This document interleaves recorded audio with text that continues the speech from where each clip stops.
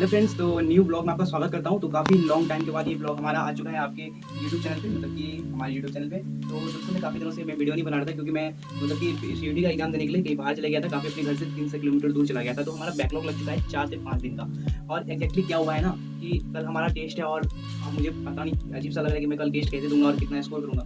मुझे बहुत ही ज़्यादा डर लग रहा है और बहुत ही क्रिटिकल टाइम लग रहा है मेरे लिए कि कल का टेस्ट हमारा कैसा जाएगा, क्योंकि हमारा 4 दिन का बैकलॉग लग चुका है, 4 से 5 दिन का। और मैंने रिवीजन भी नहीं कुछ किया है, और एग्जैक्टली अब वो कल टेस्ट तो देना ही पड़ेगा, क्योंकि मैं मिस टेस्ट को मिस नहीं करना चाह रहा हूँ। अगर मैं मिस करूँगा अभी तो मैं 1 घंटा, और अभी रात में जितना प्रिपरेशन मैं कर सकता हूँ प्रिपरेशन कर लूँगा, और कल मैं 10 बजे टेस्ट देने के लिए रेडी हो जाऊँगा। तो कुछ टाइम में हमारा टेस्ट स्टार्ट होगा, 2-3 घंटा तो आपको पता ही कि टेस्ट होता है, तो आपको तो अच्छे से पता ही है। तो इसलिए मैं ब्लॉग बनाना चाह रहा था कि आप लोग को इन्फॉर्मेशन दे दूँ कि मेरा सीयूईटी का जो एग्जाम था वो कैसा गया है। वो भी अच्छा ही गया है, और मुझे बस एग्जाम में मतलब कि इसको जो मैं एग्जाम जो दिया हूँ, तो मुझे कोई एग्जैक्टली एडमिशन नहीं लेना है, मुझे बस स्कोर देखना था कि मैं अपना स्कोर कितना कर रहा हूँ, इसलिए मैंने सीयूईटी का एग्जाम दिया है। तो रीज़न बस ये था कि एग्जाम देने का, और कोई और पर्पज़ तो था नहीं। और ये सब बताना चाह रहा था कि इस वीडियो में कि हमारा जो ब्लॉग था, और कुछ क्वेरी आ रही थी हमारे फ्रेंड्स की कि आपने किस तरह से प्रिपरेशन करते हो नीट टेस्ट से पहले के लिए ऑनलाइन बैच में। तो मैं बताऊंगा कि मैं जो अपने हर दिन में जैसे मैं क्लास कंप्लीट करता हूँ, तो उसके बाद जो मैं डीबीपी और मॉड्यूल और रिवीजन नोट्स क्लास का रोज करता हूँ, और एनसीईआरटी का भी रीडिंग रोज करता हूँ। यही सब हमारा रूटीन है। और जिस दिन टेस्ट रहता है तो उससे मैं पहले ही पढ़ता हूँ, उससे पहले तो मैं रिवीजन कर लेता हूँ। अगर मैं टेस्ट जिस दिन रहता है तो उससे पहले मैं अपना सारा बैकलॉग क्लियर करता हूँ, मुझे किसी टॉपिक में डाउट है नहीं है, उस चीज़ को भी मैं क्लियर करता चलता हूँ। और ये होता है ना कि अगर आप टेस्ट से पहले आप सब कुछ क्लियर कर लोगे तो आपको प्रॉब्लम नहीं होगा। तो इसमें ना अच्छा से एनालाइज कर लेते हैं पेपर को, कि हमारा पेपर में अगर कुछ भी मार्क्स कम भी आए ना, तो उस चीज़ को हम एनालाइज कर लेंगे कि नेक्स्ट हमारा क्या गलती हो रहा है टॉपिक में। तो यही सब रीजन होता है। अगर देखो मेरा बैकलॉग तो 4 दिन का लग ही चुका है, तो मैं इसमें कुछ, अगर मानो मेरे से जो उस 4 दिन की क्लास का अगर क्वेश्चन आता भी है, तो मैं क्या अपना मतलब कि जो होता है ना, मैं तो अभी ड्रॉपर बैच से हूँ, तो मुझे पता है कि मैं कहीं ना कहीं से कुछ ना कुछ उस टॉपिक से जानता हूँ।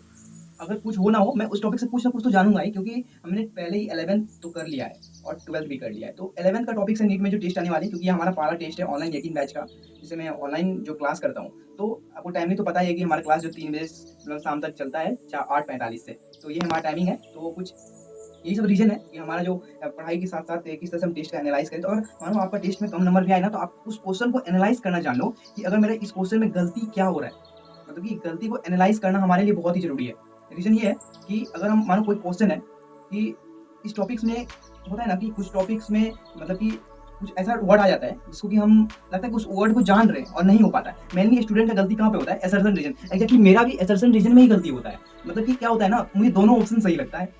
तो मेरे मैम ने एक बताया था कि क्लास के टाइम में कि आपको एनालाइज करना है कि अगर आपका असर्शन रीजन गलती होता है तो उस चीज को सुधारना कैसे है। तो फर्स्टली क्या होता है ना, आप जिस भी एनसीईआरटी का पैराग्राफ को पढ़ते हो एग्जैक्टली ना, ये ओनली अगर आपको आता भी है तो ये एनसीईआरटी से आता है असर्शन रीजन, और जो टॉपिक आता है वो बायो से ही आता है। तो मैम ने बताया कि जो तुम टॉपिक को पढ़ते हो ना, तो उसके लिए तुम एक नोट्स बना लो, और उसमें इस तरह से तुम उसको रिवीजन करना कि अगर तुम जिस टॉपिक से पढ़ रहे हो ना, तो उस एनसीईआरटी के लाइन से तुम क्वेश्चन बनाना सीख लो कि हमको क्वेश्चन कैसे बनाना है। अगर देख कभी तुम क्वेश्चन बनाना सीख जाओगे ना, तो तुमको वो चीज याद हो जाएगा कि असर्शन रीजन क्या आता है। तो क्वेश्चन क्या होता है ना, अगर कोई भी चीज पैराग्राफ दिया हुआ है तो उस पैराग्राफ को उठा लेगा और दूसरा पैराग्राफ से कंपेरिजन कर देगा। तो इसमें स्टूडेंट को लगता है कि तो दोनों ही सही है। और एक और क्वेश्चन होता है जिस टाइप का बता रहा हूँ, ये होता है ना एक फ्लोइंग टाइप में, जैसे कि पैराग्राफ को सेट करना रहता है कि पहला स्टेप में क्या होगा। इस चीज को मैंने बेसिकली बायो में काफी ज्यादा आता है, जैसे रिप्रोडक्शन चैप्टर में आता है, स्पर्मेटोजिया सबके, जैसे कि किस तरह से स्पर्म रिलीज होता है, कहाँ पे फॉर्मेशन होता है, इस सब स्टेप जो होता है ना, मेनली क्वेश्चन आता है नीट में। और बहुत सारा ऐसा प्रोसेस है, प्रोसेस पूछता है, तो इसमें भी स्टूडेंट का काफी ज्यादा प्रॉब्लम होता है। तो इस चीज को भी देखना है। तो अब इस टेस्ट में हमारा क्या स्कोर रहेगा, तो इस चीज को भी मैं आपको बताऊंगा कि हमारा गलती पेपर में कहाँ हो रहा है। आपका भी पेपर में अगर गलती होता है तो आप हमें ईमेल और मैसेज क्या बोलते हैं, इंस्टाग्राम पे आप कॉन्टैक्ट कर सकते हो। कुछ अगर आपको हेल्प चाहिए तो मैं हेल्प करूंगा, आपको फुल्ली हेल्प करूंगा। हमारे डिस्क्रिप्शन में आपको सब कुछ मिल जाएगा, ईमेल भी मिल जाएगा, और आपको जो भी आपको समझना है, कुछ पूछना है, तो आप इंस्टाग्राम पे हमें कॉन्टैक्ट कर सकते हो इस चीज़ के लिए। क्योंकि अगर मैं आपको हेल्प करूंगा तो हमारा भी हेल्प मिलेगा और आपको भी हेल्प मिलेगा। मैं नहीं चाह रहा हूँ कि, मैं बताना चाह रहा हूँ कि अगर मैं किस तरह से ऑनलाइन में प्रिपरेशन करता हूँ, इस चीज़ से आपको अगर हेल्प मिले तो ये हमारे लिए बहुत ही बड़ा बात हो सकती है। तो यार ब्लॉग को यहीं पे एंड करते हैं, क्योंकि काफ़ी ज़्यादा बड़ा नहीं करना चाह रहा हूँ, क्योंकि नेक्स्ट वीडियो भी आने वाला है कल। और मिलते हैं किसी नेक्स्ट वीडियो में। फटाफट चैनल को सब्सक्राइब कर लो ऑनलाइन क्लास के रिलेटेड वीडियो के लिए। और मैं कुछ ऑर्गेनिक का बुक के बारे में भी बताने वाला हूँ, तो नेक्स्ट वीडियो के 2-3 दिन के बाद ही वीडियो आएगा, इसमें कि आपको बताऊँगी ऑर्गेनिक में आपको किस तरह से अच्छा नंबर स्कोर करना है। वो भी एक ऐसा बुक का नाम बताने वाला हूँ जो कि आपके लिए बहुत ही हेल्पफुल रहेगा। तो फटाफट अभी फिलहाल चैनल को सब्सक्राइब कर लो। अगर आपने सब्सक्राइब नहीं किया, अगर आप सब्सक्राइब नहीं करते तो मुझे कोई प्रॉब्लम नहीं है उससे, और अगर आप चैनल को बस लाइक कर दो, क्योंकि वीडियो बनाने में बहुत ही मेहनत लगता है। तो मिलते हैं किसी नेक्स्ट वीडियो में।